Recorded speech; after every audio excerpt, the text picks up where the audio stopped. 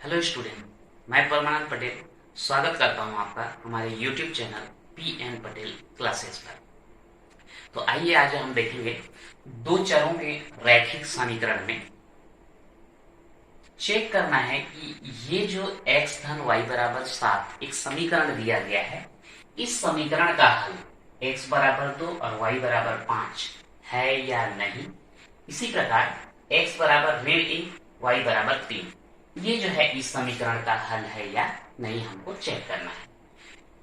यहां पर स्पष्ट दिया गया है कि जांचिए कि अ x बराबर 2 y बराबर 5 व ब x बराबर ऋण 1 y बराबर 3 कौन दिए गए समीकरण के हल हैं। अब ये समीकरण का हल है या नहीं, इसको चेक करने के लिए हम क्या करेंगे। अब यहां पर आइए, x धन y बराबर 7 दिया गया है, ये आपका समीकरण है।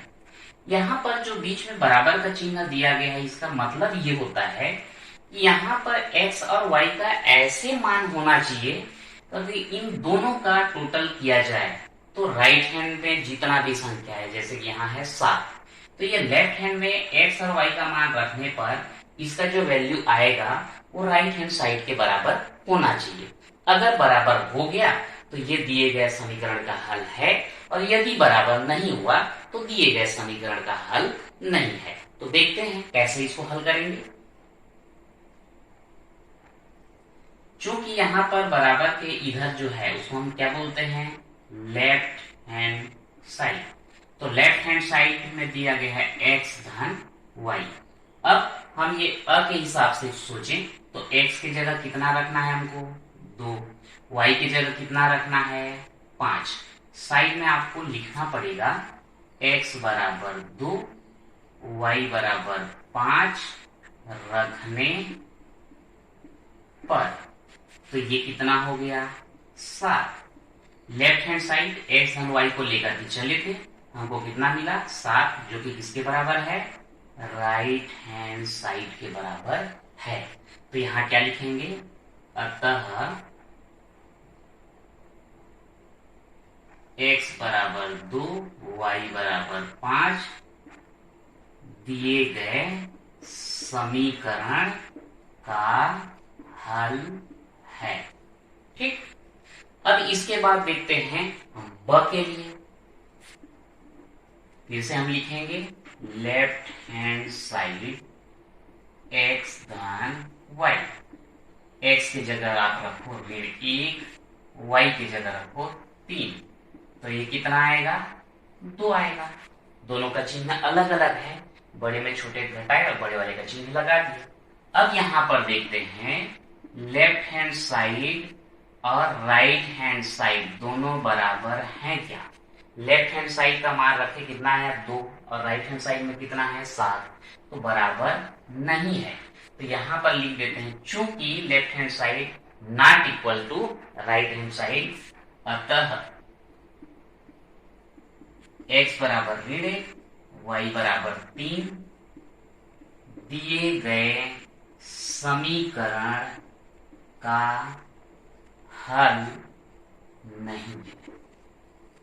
ठीक, तो इस प्रकार से हम चेक कर सकते हैं। अब यहां पर जो है आपको एक समीकरण दिया गया था और चेक करने के लिए बोला गया था। इसी प्रकार से हमको 2 समीकरण दिया रहेगा और दिए गए समीकरण का हल है या नहीं उसको भी चेक करना होगा। तो आइए देखते हैं कि उसको हम कैसे चेक करेंगे। तो ये है हमारा अगला प्रश्न, जांचिए कि अ व ब कौन दिए गए समीकरण के हल हैं। अब यहाँ पर जो है अ में x बराबर 3 y बराबर ऋण 1, x का मान 1/2 और y का मान 1/3। अब इसको हमको चेक करना है कि ये जो है ये दिए गए समीकरण, 2 समीकरण दिए गए हैं, 2x धन 5y बराबर 1 और 2x धन 3y बराबर 3।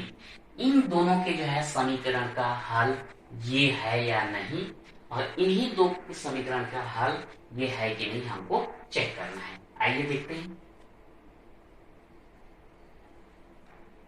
समीकरण 1, लेफ्ट हैंड साइड 2x धन 5y, ये पहला वाला समीकरण का लेफ्ट हैंड साइड ले लिया। अब यहाँ पर x की जगह हमको कितना रखना है 3, y की जगह कितना रखना है, ऋण 1। आप इसको साइड में जो है लिख देंगे, x बराबर 3, y बराबर ऋण 1 रखने पर ये हो जाएगा 2 तिया 6, धन और ऋण का ऋण, 5 एकम 5। अब 6 में 5 घटाओ कितना आया, 1। और इसके राइट हैंड में भी कितना है, 1। तो बराबर हम क्या लिख देंगे यहाँ, राइट हैंड साइड, मतलब लेफ्ट हैंड साइड में मान रखे इसके बराबर आ गया, राइट हैंड साइड के बराबर आ गया। अब इसके बाद हम देखते हैं समीकरण 2 के लिए। इसमें भी लेफ्ट हैंड साइड लेंगे, कितना है लेफ्ट हैंड साइड में, 2x धन 3y, 2x धन 3y। x की जगह कितना रखना है, 3, y की जगह कितना रखना है, ऋण 1। यहां भी लिखेंगे आप इसको, x बराबर 3, y बराबर ऋण 1 रखने पर। ओके, अब ये हो जाएगा 2 तिया 6, धन और ऋण का ऋण, 3 एकम 3, 6 में 3 घटाओ कितना आएगा, 3।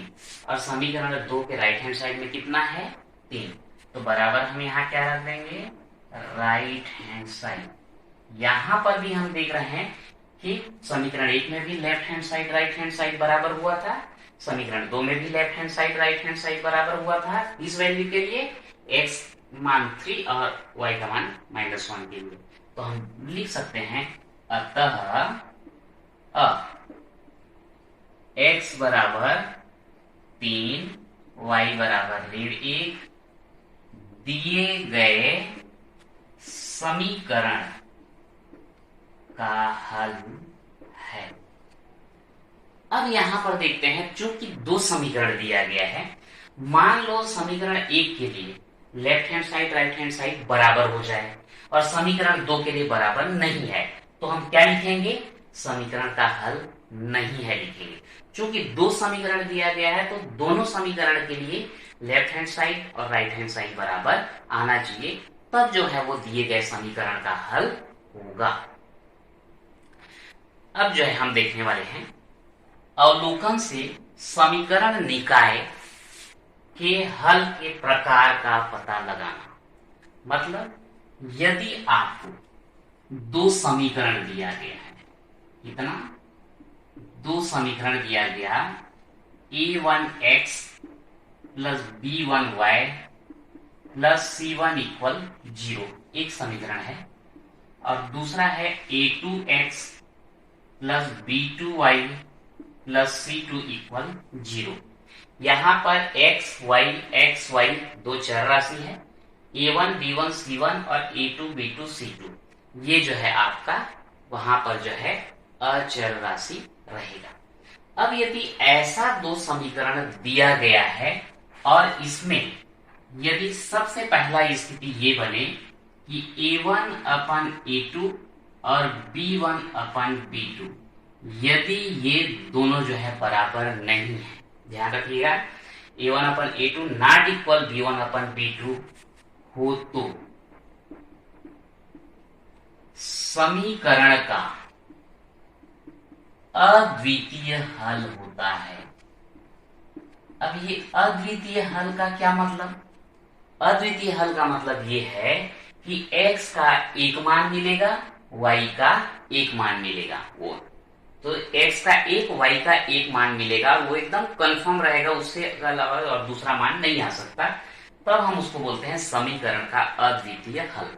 और यदि इन दोनों समीकरणों को ग्राफ में अगर हम प्रदर्शित करें, आलेख चित्र में उसको प्रदर्शित करें, तो वो जो दोनों रेखा हमको मिलने वाले हैं प्रतिच्छेदी रेखा मिलेंगे। प्रतिच्छेदी रेखा का मतलब दोनों जो है एक दूसरे को कहीं ना कहीं पर प्रतिच्छेद करेंगे। जैसे कि पहले प्रश्नावली हम लोग इसका उल्लेख किए थे कि अगर 2 रेखा है उसको ग्राफ में दर्शाते हैं, दोनों एक दूसरे को प्रतिच्छेद करते हैं, तो प्रतिच्छेद बिंदु से x अक्ष पे लंब डालते हैं, वो x का मान होता है, प्रतिच्छेद बिंदु से y अक्ष में लंब डालते हैं, वो जितना मान मिलेगा वो y का मान होगा, और वही x y जो है समीकरण का क्या होता है, अद्वितीय हल होता है।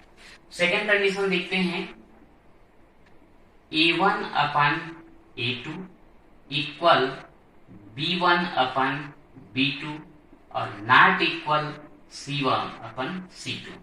अगर A1 अपन A2 और B1 अपन B2 बराबर हैं, लेकिन C1 अपन C2 जो है बराबर नहीं है, तो इस कंडीशन में क्या होता है, समीकरण का कोई भी हल नहीं होता, कोई भी हल नहीं। मतलब वो समीकरण दिया तो गया है, लेकिन उसका कोई भी हल हमको प्राप्त नहीं होता है। और यदि उसको ग्राफ में प्रदर्शित किया जाएगा तो वो दोनों जो है समांतर रेखा हमको मिलेंगी। ठीक। तीसरा कंडीशन होता है, यदि A1 अपन A2, B1 अपन B2 और C1 अपन C2 तीनों जो है आपस में बराबर हो जाएं, तो समीकरण का अनंत अनेक हल मिलेंगे, अनंत अनेक हल। और समीकरण अगर उन दोनों समीकरण को रेखा के रूप में प्रदर्शित करें ग्राफ में, तो वो जो है समपाती रेखा मिलते हैं। समपाती रेखा का मतलब, अगर एक रेखा जहां पर हमको मिला है, दूसरा रेखा उसी के जस्ट ऊपर में मिलेगा, मतलब आपको दिखेगा नहीं। कहने का मतलब, मान लो ये एक रेखा ऐसा मिला है, दूसरा को प्रदर्शित करेंगे तो वो भी उसी के ऊपर में प्राप्त होगा। तो ये आपका 3 अलग अलग कंडीशन होता है, इसको आप अच्छे से नोट कर लें, याद कर लें, ताकि क्वेश्चन हल करते समय आपको कंफ्यूजन ना हो। A1 अपन A2, B1 अपन B2 अगर बराबर नहीं है तो अद्वितीय हल। A1 अपन A2, B1 अपन B2 बराबर है, लेकिन C1 अपन C2 बराबर नहीं है, तो समीकरण का कोई भी हल नहीं होगा। A1 अपन A2, B1 अपन B2, C1 अपन C2 तीनों अगर बराबर हैं, तो समीकरण का अनंत अनेक हल होगा। अब यदि कहीं पर हमको समीकरण हल करने के लिए बोला जाता है, तो सबसे पहले हमको चेक करना पड़ता है कि इन तीनों में से कौन से कंडीशन में आता है। यदि आपका जो है पहला वाला कंडीशन आता है, तभी आप समीकरण को हल कर पाएंगे। अब समीकरण को हल करने के लिए अलग अलग विधियां हैं हमारे पास, तो चेक करेंगे पहले कि इनमें से कौन से कंडीशन में आता है। अगर पहले कंडीशन में आएगा तो बिल्कुल समीकरण का हल प्राप्त होगा और हम समीकरण को हल करेंगे। यदि इसमें से दूसरा और तीसरा कंडीशन अगर हमको मिलता है, तो समीकरण का हल हम प्राप्त नहीं कर सकते और हम उसको समीकरण को हल नहीं करेंगे। ठीक है। तो अगला जो हम लोग देखते हैं प्रश्न तीसरा में, कि इसके आधार पर हम कैसे चेक करेंगे और समीकरण को कैसे हल करेंगे। तो यह रहा हमारा क्वेश्चन। निम्नलिखित समीकरण को किसी भी विधि से हल कीजिए। x ऋण y बराबर ऋण 1 और 3x ऋण 2y बराबर 12। ये आपको समीकरण दिया गया है। अब इसको जो है समीकरण को हल करने के लिए हमारे पास 4 विधि होते हैं। एक होता है विलोपन, दूसरा होता है प्रतिस्थापन, तीसरा होता है वज्रगुणन और चौथा होता है आलेखीय विधि यानी कि ग्राफीय विधि। चूंकि अभी हम लोग ये चारों जो है विधि हम ये करते हैं, जानते हैं, हल करते हैं, लेकिन फिलहाल मैं इसमें से केवल एक विधि का उल्लेख करूंगा और वो है विलोपन विधि। बाद में हम बाकी विधियों के बारे में भी चर्चा करेंगे। अब यहाँ पर जो है विलोपन विधि से इसको हम लोग हल करेंगे, लेकिन उसके पहले हमको ये देखना होगा कि इसका जो है अद्वितीय हल है या नहीं। पहले चेक कर लेते हैं। अगर हम इसकी तुलना जो है a1x plus b1y plus c1 equal 0 और a2x plus b2y plus c2 equal 0 से अगर हम तुलना कर लें, तो यहाँ पर x के सामने जो गुणा है वो a1 कहलाएगा और वहां पर है 1। y के साथ जो गुणा है वो b1 कहलाएगा, तो यहाँ पर क्या है ऋण 1 और c1 की जगह क्या है, यहाँ पर थोड़ा सा ध्यान रखेंगे, c1 जो राइट हैंड साइड में है उसको लेफ्ट हैंड में लाना पड़ेगा, तो -1 का इधर आके क्या होगा +1। तो यहाँ पर c1 क्या हो गया +1। इसी प्रकार a2 कितना होगा 3, b2 ऋण 2 और c2 कितना होगा इधर लाएंगे तो ऋण 12। तो यहाँ पर हो जाएगा a2 3, b2 ऋण 2, c2 ऋण 12। अब यहाँ पर आप देखो a1 अपन a2 कितना है 1/3, b1 अपन b2 कितना है ऋण 1/ऋण 2, 1/2 यानी कि कितना 1/2। तो यहाँ पर कितना मिला हमको A1/A2 का 1/3, B1/B2 का 1/2, यानी कि A1/A2 और B1/B2 नॉट इक्वल, दोनों बराबर नहीं है। और जब बराबर नहीं है तो हमको क्या मिलना चाहिए, अद्वितीय हल। चूंकि यहाँ पर हमको बोला नहीं गया है कि समीकरण का हल कैसे होगा, इसलिए ये सारा का सारा हमारा रफ वर्क है, केवल पता करना था कि अद्वितीय हल है या नहीं। अब हमको पता चल गया तो ये आपका रफ वर्क है, उसको जो है आप मिटा दीजिए और जो दिया गया है उसको जो है हम हल करेंगे। कौन सी विधि से, विलोपन विधि से। वैसे विलोपन का अर्थ होता है विलोप करना, गायब करना, वहां से हटाना। तो यहां पर जो है देख लेते हैं कैसे करेंगे। x ऋण y बराबर ऋण 1 और 3x ऋण 2y बराबर 12। यह आपका समीकरण 1 हुआ और ये समीकरण 2 हुआ। यहां पर जो है विलोपन विधि में हम करते क्या है, या तो इस दोनों समीकरण को जोड़ना या घटाना करके ऐसा कुछ ये करें कि यहां से या तो x हट जाए या फिर y हट जाए। अगर हम x को हटा देते हैं तो y का मान मिलेगा, और यदि y को हटा दिया जाता है तो x का मान मिलेगा। तो यहाँ पर x हटेगा कैसे, तो यहाँ पे x के साथ जो है कितने का गुणा है 3, उसको हम रख देंगे, समीकरण 1 से गुणा कर देंगे। और यहाँ पर x के सामने कितना है 1, उसका गुणा किससे करेंगे, समीकरण 2 से। चूंकि अब दोनों के दोनों जो है बराबर हो जाएंगे, 3x, अब यहाँ पर घटा देंगे तो इसका मान क्या हो जाएगा 0, और इस प्रकार से ऑटोमेटिक जो है यहाँ से हट जाता है। तो यहाँ पर हम लिखने वाले हैं समीकरण 1 को 3 से तथा समीकरण 2 को 1 से गुणा करके घटाने पर, अब समीकरण 1 में पूरे में 3 का गुणा होने वाला है, तो अगर 3 का गुणा यहाँ पूरे के साथ करेंगे, यहाँ 3 का गुणा करोगे 3x, यहाँ 3 का गुणा करोगे ऋण 3y, यहाँ 3 का गुणा करोगे ऋण 3। समीकरण 2 में 1 का गुणा करना है, तो 1 का गुणा करने पर जो है कोई अंतर नहीं आता है, तो ये हो जाएगा 3x ऋण 2y बराबर 12। इस प्रकार से यहाँ पर क्या बोले हैं, घटाने पर, तो घटाना है इसलिए नीचे वाले का चिन्ह बदलना पड़ेगा। तो यहाँ हो जाएगा माइनस, ये हो जाएगा प्लस और ये हो जाएगा माइनस। अब ये धन 3x है, ऋण 3x है, दोनों आपस में कट जाएंगे। अब यहाँ पर ऋण और यहाँ पर धन घटाओगे तो 3y में 2y घटाओगे तो 1y, जिसको केवल y लिख सकते हैं, चिन्ह बड़े वाले का लगेगा ऋण, और यहाँ पर ये दोनों ऋणात्मक है, जुड़ेंगे 12 और 3 15, दोनों का चिन्ह ऋण है, यानी कि बड़ा का ऋण है तो ऋण आ जाएगा। इस प्रकार से y बराबर ऋण y बराबर ऋण 15, तो y बराबर कितना आ जाएगा 15। यहाँ पर y का मान हमको प्राप्त हो चुका है। अब इस y के मान को या तो आप समीकरण 1 में रख दो या तो समीकरण 2 में रख दो। अब 1 में रखना आसान है, यह मान समीकरण 1 में रखने पर ये हो जाएगा x ऋण y बराबर ऋण 1।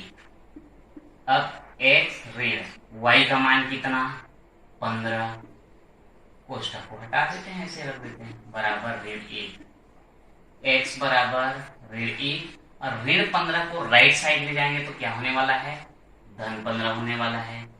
इस प्रकार से 15 में 1 घटा 2 आएगा 14, बड़े वाले का चिन्ह धन है तो ये भी क्या रह जाएगा धन। अतः हमको मिला क्या, x का मान मिला 14, y का मान मिला 15, और यही जो है इस समीकरण का हल प्राप्त होता है। अगर आप चेक करना चाहें कि ये हमारा मान सही है या नहीं, तो आप इसको जो है समीकरण 1 में रख के देख लो। यहाँ पर 14, यहाँ पर 15, तो 14 ऋण 15, 15 में 14 घटाओगे 1, बड़े का चिन्ह ऋण रहेगा तो यहाँ पे ऋण। यहाँ अगर आप चेक करना चाहते हैं तो x की जगह अगर आप रखोगे 14, तो 14 किया कितना 42 ऋण, y की जगह कितना रखेंगे 15, 15 दूनी 30, तो 42 में 30 घटाओगे आएगा कितना 12। इस प्रकार से जो है आपका जो है ये आंसर सही है। ठीक, तो इस प्रकार से आसानी से जो है हम लोग विलोपन विधि के द्वारा जो है हल कर सकते हैं। अब अगला क्वेश्चन देखते हैं। निम्नलिखित समीकरण को किसी भी विधि से हल कीजिए। दूसरा दिया है x ऋण 2y बराबर 5 और 2x ऋण 4y बराबर 6। तो यहां पर सीधा सीधा जो है आप a1 b1 और c1 तीनों मान को लिख लेंगे। तो यहाँ पर a1 कितना है 1, b1 कितना है ऋण 2 और c1 कितना है इधर लाएंगे ऋण 5। a2 कितना होगा 2, b2 कितना होगा ऋण 4 और c2 कितना होने वाला है इस साइड लाएंगे तो ऋण 6।